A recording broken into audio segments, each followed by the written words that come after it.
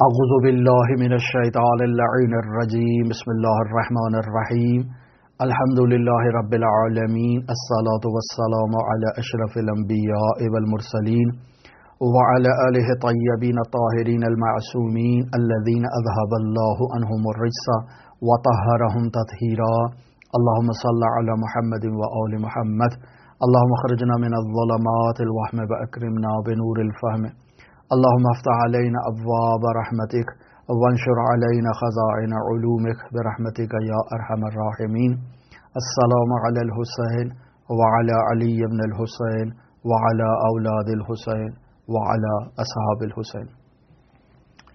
عزیزان محترم، مرحوم صدر المتعلحین ملا صدرہ رحمۃ اللہ علیہ کے حالات زندگی تفصیل سے آپ کی خدمت میں بیان کیے۔ مرحوم صدر المتعلحین کے آثار، ان کی کتابوں کو آپ کی خدمت میں بیان کر رہے تھے، اور اس سلسلے میں ان کی نہایتی گراں قدر کتاب حکمت متعالیہ اسفار اربعہ جو 9 جلدوں پر مشتمل ہے، اس کا تعارف آپ کی خدمت میں بیان کیا۔ آج جس کتاب کا آپ کی خدمت میں تعارف بیان کرنا چاہ رہے ہیں، اس کا نام ہے الشواہد الربوبیہ فی مناہج السلوکیہ۔ یہ کتاب مرحوم صدر المتعلحین نے فلسفہ اور حکمت اسلامی کے موضوع پر تحریر کی ہے، اور اس کتاب میں مرحوم صدرہ کے نہایت اہم جو نظریات ہیں وہ موجود ہیں، اور اس کتاب کو صدرہ کے آثار میں ایک نہایت ہی خاص اہمیت حاصل ہے، چونکہ اس میں صدرہ کے تمام فلسفی نظریات موجود ہیں۔ یعنی اگر الہیات کے بارے میں دیکھیں صدرہ کے کیا نظریات ہیں تو آپ کو اس کتاب میں مل جائیں گے۔ اگر آپ کو طبیعیات کے بارے میں صدرہ کے نظریات جاننا ہے تو اس کتاب میں موجود ہیں۔ اگر آپ کو نفس کے بارے میں صدرہ کے نظریات جاننا ہے تو اس کتاب میں موجود ہیں۔ اگر آپ کو معاد کے بارے میں صدرہ کے نظریات جاننا ہے تو اس کتاب میں موجود ہے۔ اگر آپ کو توحید کے بارے میں صدرہ کے نظریات جاننا ہے تو در واقع یہ کتاب صدرہ کے تمام نظریات پر مشتمل ہے۔ اگر آپ اس کو یوں کہیں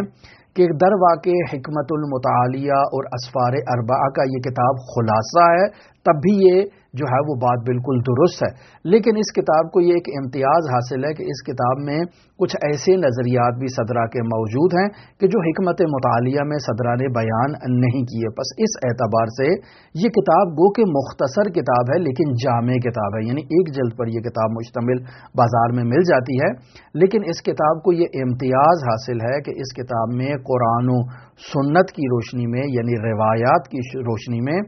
مرحوم صدر المتعلحین نے اعتقادی موضوعات کو عرفان کے ساتھ آپس میں مکس کر کے بیان کیا ہے، مخلوط کر کے بیان کیا ہے۔ یہ وہ کتاب ہے جو حوزہائے علمیہ میں بھی خاص لوگ پڑھتے ہیں اور یونیورسٹیوں میں بھی خاص لوگ پڑھتے ہیں، چونکہ ایسی کتابیں ہر نااہل قسم کا آدمی یا ہر بے ذوق قسم کا آدمی ایسی کتابوں کو پڑھنے کی رغبت نہیں رکھتا ہے۔ یہ کتاب عزیزان محترم 5 اہم حصوں پر مشتمل ہے۔ ہر حصے کو جو ہے وہ صدرہ نے مشہد قرار دیا ہے۔ ہر مشہد میں صدرہ کچھ شاہد لے کر آئے ہیں، اور پھر ہر شاہد کے اندر صدرہ نے کچھ اشراق بیان کیے ہیں۔ عزیزان محترم، یہ الفاظ عرفانی الفاظ ہیں۔ اگر آپ مشہد کو دیکھیں تو لغوی اعتبار سے مشہد کہتے ہیں محل حضور مردم، یعنی جہاں پر آ کر لوگ جمع ہو جائیں اس جگہ کو مشہد کہا جاتا ہے۔ مشہد در واقع شہود ہے، محل شہادت ہے، یعنی وہ جگہ جہاں پر کوئی شخص شہید ہو جائے اس جگہ کو بھی مشہد کہتے ہیں۔ پس در واقع یہاں مشہد سے مراد محل شہادت ہے، یعنی محل شہود ہے، اور انسان جو ہے وہ ان حقائق کی طرف متوجہ ہوتا ہے اور ان حقائق کو وہاں پر جمع کر دیا جاتا ہے جنہیں لوگ ان حقائق سے استفادہ کریں جو ملکوتی حقائق ہے۔ اس مشہد کی جمع عزیزان محترم مشاہد ہے۔ دوسرا کلمہ جو صدرہ نے استعمال کیا ہے وہ ہے شاہد۔ شاہد بطور معمول ہمارے اردو زبان میں استعمال ہوتا ہے، گواہ کو شاہد کہتے ہیں۔ گواہ جو کسی واقعے کی تصدیق کرتا ہے، کسی واقعے کی تکذیب کرتا ہے اور نفی کرتا ہے، اسے در واقع گواہ کہتے ہیں۔ اور شاہد کی جمع شہود ہے، شواہد بھی ہے۔ عزیزان محترم، در واقع عرفان میں شاہد اس چیز کو کہا جاتا ہے جو ہر وقت سالک کے قلب میں حاضر ہو اور سالک کا دل ہر وقت جو ہے وہ اس پر اس حاضر شدہ شے کا غلبہ ہو تو اسے شاہد کہا جاتا ہے۔ اشراق عزیزان محترم یہاں ایک درخشندہ نور کو کہا جاتا ہے۔ اگر آپ اس کتاب کے موضوعات کو دیکھیں تو در واقع یہ تمام اصطلاحات جو صدرہ نے یہاں استعمال کی ہیں، حتیٰ کہ عناوین کے ٹائٹل بھی اگر آپ دیکھیں تو یہ سب کے سب ذوقی ٹائٹل ہیں، عرفانی ٹائٹل ہیں، عرفانی جو ہے وہ ایک قالب صدرہ نے جو ہے وہ بیان کیا ہے، جس کے اندر نہایت ہی قیمتی درر کو، نہایت ہی قیمتی مطالب کو صدرہ نے یہاں پر بیان کیا ہے۔ مثلا مشہد اول میں مرحوم صدر المتعلحین جو ہے وہ امور عامہ کو بیان کرتے ہیں۔ امور عامہ عزیزان محترم ایسے امور کو کہا جاتا ہے جو ہر علم میں استعمال ہوتے ہیں، یعنی کلی مطالب ہیں، ہر علم میں وہ قابل استعمال ہے۔ اسی وجہ سے منطق کو بھی خادم العلوم کہا جاتا ہے، فلسفے کو بھی خادم العلوم کہا جاتا ہے، چونکہ ان میں ایسے کلی مطالب کو بیان کر دیا جاتا ہے جو ہر علم میں قابل استفادہ ہیں۔ پس اس پہلے مشہد میں مرحوم صدرہ نے 5 شاہد بیان کیے ہیں، اور پھر ہر شاہد کے ماتحت صدرہ کچھ اشراق بیان کر کے آ رہے ہیں۔ مثلا پہلا اگر آپ مشہد دیکھیں تو وجود کے بارے میں ہے۔ اس شاہد کے اندر صدرہ نے کچھ اشراق بیان کیا ہے۔ مثلا ایک اشراق یوں بیان کیا جاتا ہے کہ وجود کی تعریف نہیں ہے، کیوں؟ چونکہ وجود خود عینیت خارجی رکھتا ہے، جو چیز اس قدر واضح ہو وہ ناقابل تعریف ہو جاتی ہے۔ پھر وجود جو ہے وہ خالص وجود ہے، اس میں کسی قسم کی ملاوٹ نہیں ہے۔ اب سوال یہ پیدا ہوتا ہے کہ ماہیت وجود پر کیسے عارض ہوتی ہے، اس موضوع کو بھی صدرہ نے یہاں پر بیان کیا ہے۔ پھر صدرہ نے یہاں پر اصالت الوجود کو بیان کیا ہے، پھر مقولات عشر کو بیان کیا ہے، اور ایسے 12 اشراق صدرہ نے اس شاہد اول کے اندر جو ہے وہ بیان کیا ہے۔ شاہد دوم میں مرحوم وجود ذہنی کو بیان کر رہے ہیں، جو نہایت ہی اہم موضوع ہے، اور صدرہ نے اس وجود ذہنی کے اندر 10 اشراق کو بیان کیا ہے، جو مختلف مکاتب فکر اور مختلف مکاتب فلسفی میں یہ اشراق بیان کیے جاتے ہیں۔ اور پھر انہیں بیان کرنے کے بعد صدرہ نے آخر میں وجود ذہنی سے متعلق اپنے مشرب کو، اپنے نظریے کو، اپنے جو آئیڈیالوجی ہے اس کو بیان کیا ہے، اور پھر جتنے بھی اعتراضات اس نظریے پر بیان ہو سکتے ہیں ان کو بیان کیا ہے صدرہ نے، اور ان کا جواب دیا ہے۔ پھر آگے چلیں تو صدرہ تیسرے شاہد کے اندر جو ہے وہ بیان کرتے ہیں واجب الوجود کو۔ پھر واجب الوجود کے موضوع پر صدرہ نے واجب الوجود کو بیان کیا، واجب الوجود کے اوصاف کو بیان کیا، اور 12 اشراق کے تحت صدرہ اس موضوع کو تفصیلاً بیان کرتے ہیں۔ مثلا خداوند متعال کے وجود کو ثابت کریں گے، پھر خداوند متعال کے اوصاف کو، خداوند متعال کی علم کو، خداوند متعال کی قدرت کو، وغیرہ وغیرہ تمام اوصاف کو صدرہ یہاں بیان کر رہے ہیں، تو در واقع یہ اشراق ہے۔ پھر خداوند متعال کے وجود کو ثابت کرتے ہیں، خداوند متعال کے اوصاف کو، خداوند متعال کے اسماء کو بیان کرتے ہیں، در واقع برہان صدیقین کو صدرہ یہاں بیان کرتے ہیں۔ پھر بسیط الحقیقہ کے قاعدے کو یہاں صدرہ بیان کرتے ہیں، اور اس قاعدے پر جو برہان ہے اسے بطور کامل یہاں صدرہ بیان کرتے ہیں۔ وجود میں اللہ تبارک و تعالیٰ کے وجود کو بیان کرتے ہیں، وحدت شخصیہ وجود کو صدرہ یہاں ثابت کرتے ہیں۔ یہ وہ موضوعات ہیں عزیزان محترم جو فلسفے میں نہایت ہی اہم موضوعات ہیں، اور ان موضوعات کو بیان کرنا انسان کے اعتقادات پر ایک بہت ہی گہرا نقش چھوڑتا ہے۔ تیسرا شاہد جو صدرہ نے یہاں بیان کیا ہے وہ امور عامہ کی بحث کو صدرہ نے مکمل کیا ہے، جیسے تقدم و تأخر کی بحث ایک فلسفے میں بیان کی جاتی ہے، وحدت و کثرت کی بحث فلسفے میں بیان کی جاتی ہے، علت و معلول کی بحث فلسفے میں بیان کی جاتی ہے، قوے و فعل کی بحث فلسفے میں بیان کی جاتی ہے، پھر ممکن اور وجوب کی بحث جو ہے وہ فلسفے میں بیان کی جاتی ہے، حرکت و سکون کی بحث جس میں صدر المتعلحین یہاں پر حرکت جوہری کو بیان کرتے ہیں۔ بس یہ موضوعات آپ اگر جو فلسفے سے آشنائی رکھتے ہیں وہ ان موضوعات ہی کو سن کر سمجھ جائیں گے کہ یہ نہایت ہی اہم موضوع ہے جس پر صدرہ ان کتابوں میں، اس کتاب میں بحث کر رہے ہیں۔ پھر 5ویں شاہد کے اندر مرحوم صدرہ جو ہے وہ ماہیت کے اعتباری ہونے کو بیان کرتے ہیں کہ وجود اصیل ہے جبکہ ماہیت کیا ہے، اعتباری ہے، اور پھر صدر المتعلہین وجود کی اصالت پر شواہد کو اور دلائل کو بیان کرتے ہیں. پس یہ درواقع پہلا مشہد جسے صدرہ نے بیان کیا، اور اس مشہد کے اندر 5 شاہد، اور پھر ہر شاہد کے اندر جو ہے وہ متعدد اشراق صدرہ بیان کر رہے ہیں. تو پس معلوم ہوتا ہے کہ یہ پہلا مشہد صدرہ کے نزدیک بنیادی جو ہے وہ بیس ہے. اگر یہ مشہد کسی کے سامنے اچھی طرح سے حل ہو جائے تو اعتقادی موضوعات پر اس کے جو نظریات ہیں ان میں جو ہے وہ بہتری آئے گی، ایک پختگی کے ساتھ جو ہے وہ اعتقادی موضوعات کے اندر داخل ہوگا. کل عزیزان محترم میں حرم مطہر میں زیارت کے لیے گیا ہوا تھا، تو وہاں ایک ایرانی شخص آیا اور اس نے آ کر سوال کیا کہ میں دین سے جو ہے وہ معلومات نہیں رکھتا ہوں اور میرا دین سے کوئی زیادہ سروکار نہیں ہے، میں مادی گرا ہوں، اور جتنا بھی آج کل کی جدید سائنس نے مادے کی خدمت کے بارے میں تحقیق کی ہے اس کو میں قبول کرتا ہوں چونکہ اس کے لیے شواہد اور دلائل موجود ہیں، لیکن خداوند متعال کے وجود کو جدید سائنسدانوں نے کہیں تلاش نہیں کیا، کہیں نہیں دیکھا ہے. بس جو کچھ بھی ہے وہ مادی علل و اسباب کا نتیجہ ہے. اس میں کوئی ایسی علت جو نامرئی قسم کی علت ہو وہ جدید سائنس میں نظر نہیں آتی ہے. بس ہم اس چیز کو قبول کرتے ہیں کہ جس کے لیے ہمارے پاس دلیل ہو، برہان ہو، اور جس چیز کے پاس ہمارے پاس دلیل و برہان نہیں ہے اس چیز کو ہم ایکسیپٹ نہیں کرتے ہیں. پس درواقع یہ وہی نظریہ ہے جو دہریوں کا نظریہ ہے، یہی وہی ان لوگوں کا نظریہ ہے جو خداوند متعال کو ایکسیپٹ نہیں کرتے، خداوند متعال کے وجود کو تسلیم نہیں کرتے ہیں، اور کہتے ہیں کہ یہ دنیا مادی جو ہے علل و اسباب کے نتیجے میں وجود میں آئی ہے. اس بندے خدا کو تو جو میں نے جواب دینا تھا وہ جواب دے دیا. لیکن اگر آپ دیکھیں تو صدر المتعلہین کی یہ کتاب جو شواہد الربوبیہ ہے، یہ درواقع ایسے ہی افراد کے ذہنی جو ان کی خلش ہے، جو ذہنی ان کے ذہن میں آشوب ہے، جو ذہن کے اندر اس طرح سے پریشانی اور اضطراب موجود ہے کہ ان کے ذہن میں ایسے سوالات ہیں کہ جن سوالات کا جواب ان کے پاس نہیں ہے، ایسے سوالات کا جواب دینے کے لیے یہ کتاب بہترین کتاب ہے. اور اگر آپ کسی متکلم کے پاس چلے جائیں، کسی فقیہ کے پاس چلے جائیں جس نے فلسفہ نہیں پڑھا، وہ ایسے سوالات کا جواب نہیں دے سکتا ہے، ایسے افراد کو قائل بھی نہیں کر سکتا ہے. کیوں؟ چونکہ ایسے فرد کو قائل کرنے کے لیے انسان کے پاس برہان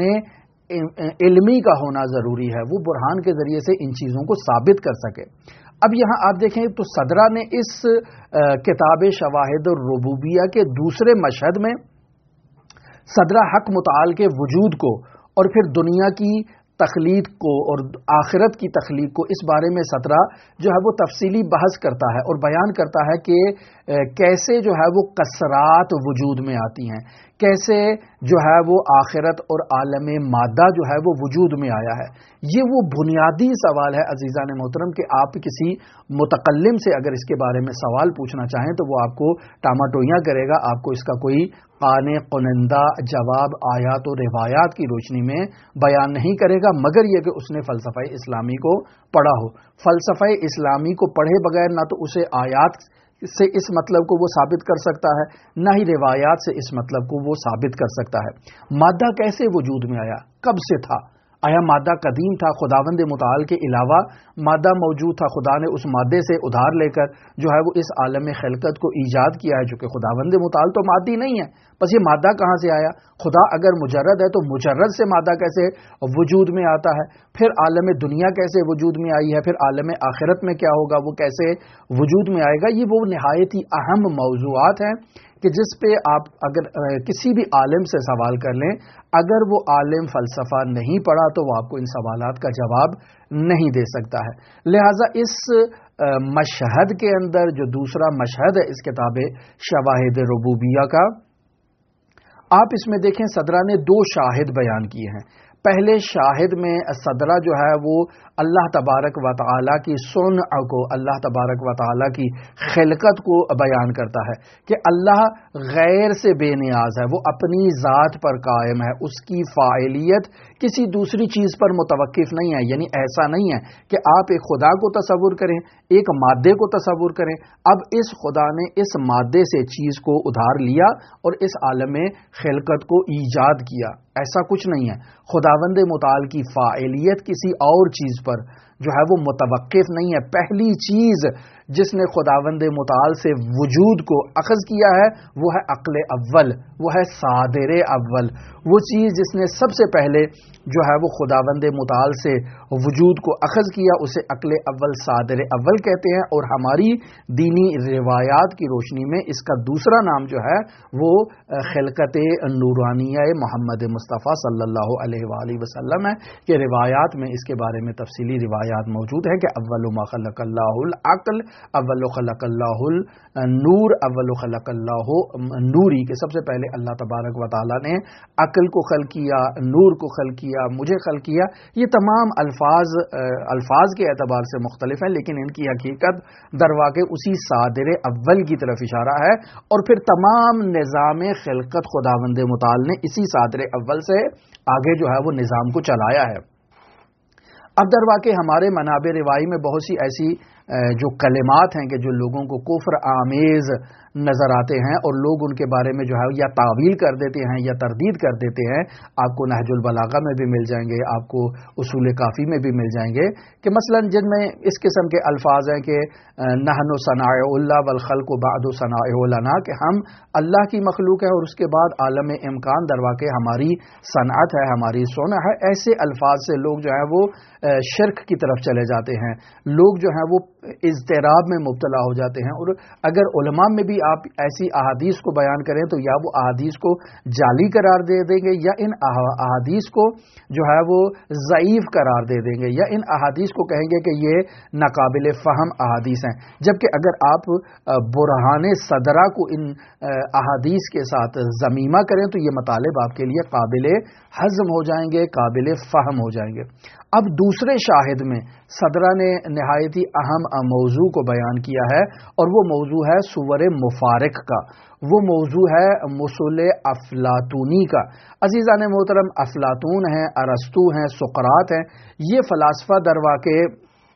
ایک نظریہ پیش کرتے ہیں کہ جو نظریہ ان سے آگے جو ہے وہ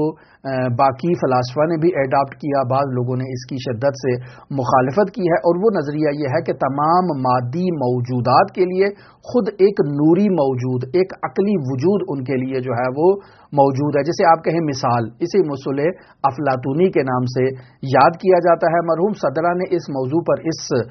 شاہد کے اندر تفصیلی بحث کی ہے، اپنے مدعا کو بیان کیا ہے، اپنے مدعا کے اس بات کے لیے صدرہ نے دلائل بیان کیے ہیں اور پھر ابن سینا نے جو اس پر اعتراضات کیے ہیں وہ تمام اعتراضات کا صدرہ نے تفصیلی جواب دیا ہے. بس عزیزان محترم، میں نے اس کتاب کا تعارف آپ کی خدمت میں آج جو بیان کیا تو درواقع 2 مشہد میں آپ کی خدمت میں اس کتاب کے تعارف میں بیان کر چکا ہوں. 3 مشہد باقی رہ گئے ہیں جو کل انشاءاللہ آپ کی خدمت میں بیان کریں گے. پس عزیزان محترم، اب تک کی گفتگو سے ہمیں یہ بات واضح ہو جاتی ہے کہ اگر آپ کے ذہنوں میں کوئی ایسے پیچیدہ سوالات ہیں خلقت سے متعلق، عالم مادہ سے متعلق، نظام ہستی سے متعلق، جن کا جواب آپ کو نہیں مل رہا، تو آپ یہ تصور نہ کریں کہ محلے کی مسجد کے مولانا کو اس کا جواب نہیں آتا تو اس کا مطلب ہے کہ اسلام کے پاس ان سوالات کا کوئی جواب نہیں ہے. نہیں عزیزان محترم، علماء کے پاس اس کا جواب بھی ہے، اسلام نے اس کا جواب دیا بھی ہے. منتہا اس جواب کو سمجھنے کے لیے انسان کے پاس جو ہے وہ رشد عقلی کا ہونا ضروری ہے، انسان کے پاس علم فلسفے کا ہونا ضروری ہے، اور وہ بھی فلسفے غرب نہیں، فلسفہ الہیہ، حکمت الہیہ، جو انسان کے استکمال نفس کا باعث بنے، جو انسان کے قلب پر اشراقات الہیہ کی تابش کا باعث بنے، جس کے تحت انسان جو ہے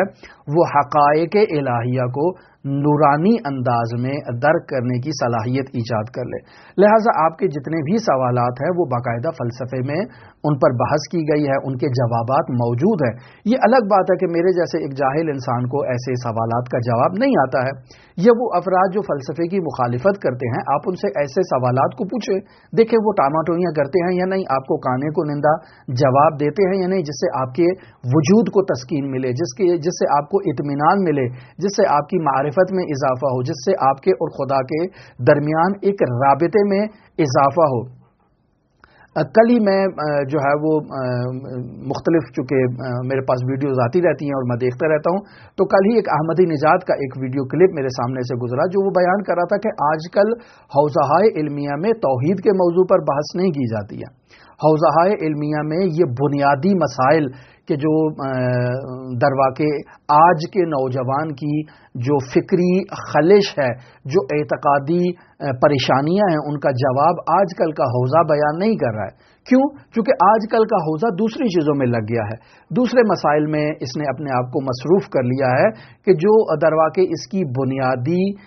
ذمہ داری تھی اس سے یہ حوزہ آج کل کا غافل ہو چکا ہے۔ وگرنہ آپ دیکھیں آج کل کے حوزہ علمیہ سے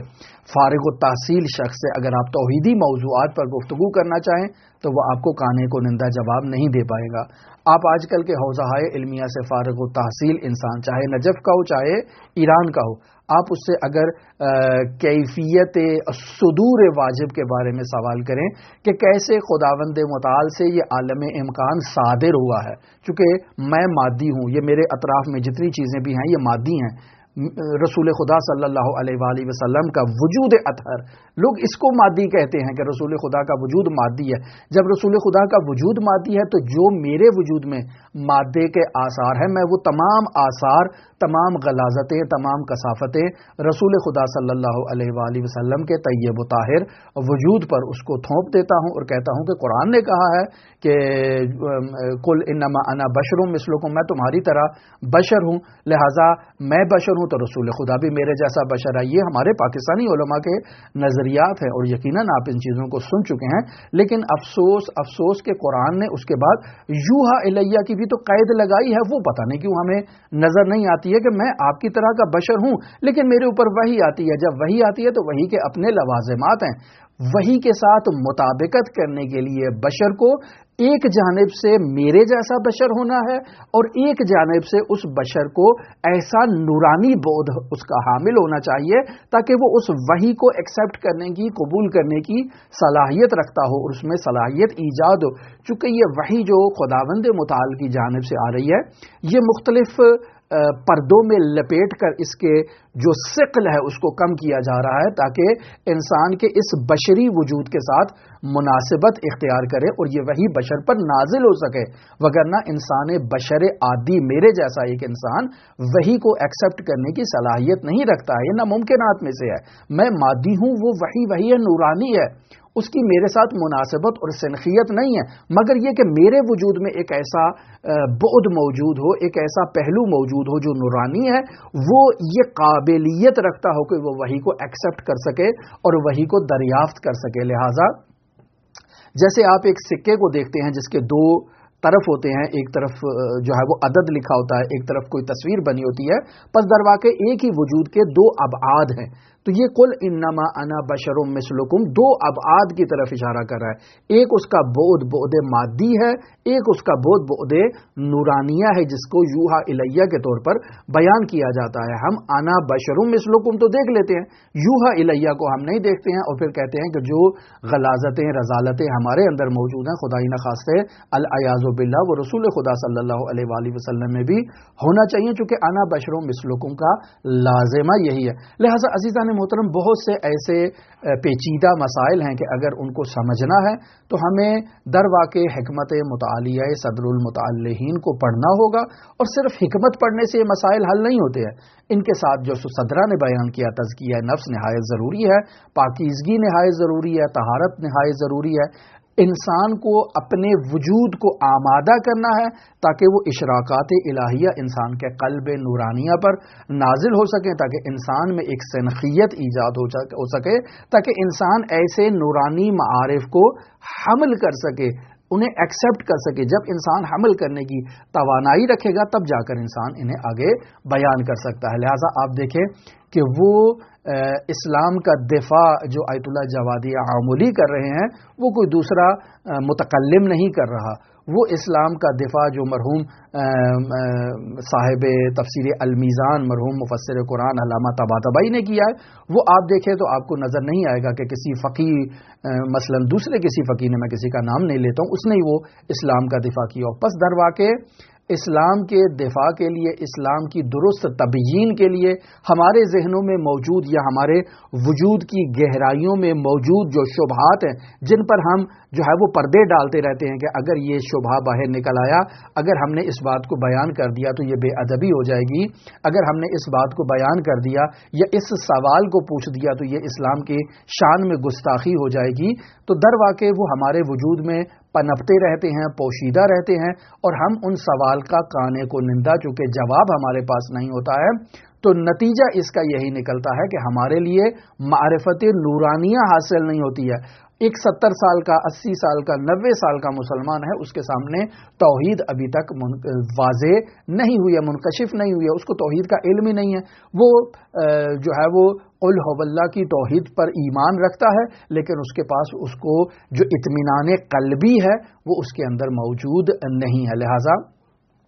ہماری دعا ہے کہ خداوند متعال ہمیں معرفت نورانیہ عطا فرمائے. دعا گو ہے خداوند متعال ہمیں اسلام کی سربلندی کے لیے خدمات انجام دینے کی توفیق عطا فرمائے. دعا گو ہے خداوند متعال منجی عالم بشریت حضرت صاحب العصر صاحب الامر صاحب الزمان کے ظہور میں تعجیل فرمائے اور ہمیں امام زمان کے اصحاب و آوان و انصار میں شمار فرمائے. اللہم صلی علی محمد و آل محمد وعجل فرج قائم آل محمد.